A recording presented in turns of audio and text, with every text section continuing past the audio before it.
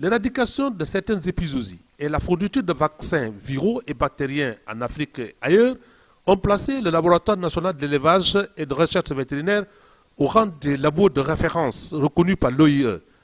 En 2014, 20 millions de doses de vaccins ont été créées pour 900 millions de francs CFA. L'ISRA doit mettre à la disposition du ministère de l'élevage et des services vétérinaires à environ 60 millions de doses. Donc nous sommes à 20 millions, il nous faut encore 3 fois plus de production pour accomplir ces besoins.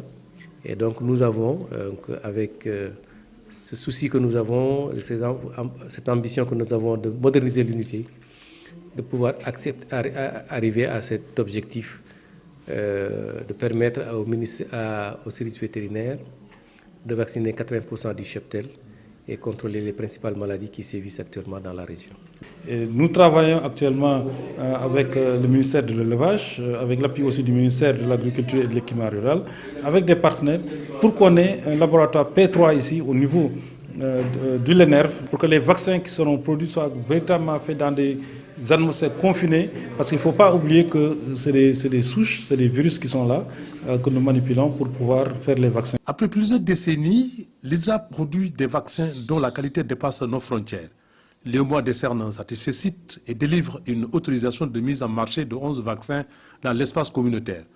Après la solennelle mise en place de dispositifs institutionnels, de rendre opérationnel un système centralisé d'autorisation de mise sur le marché qui reste sous la seule responsabilité de la commission de l'UEMOA. Ainsi, plus de 600 dossiers de demande d'homologation ont été déposés à la commission de l'UEMOA et plus de 250 dossiers ont reçu leurs autorisations de mise sur le marché. Parmi ces autorisations, 10 appartiennent au laboratoire ISRA Production Vaccins.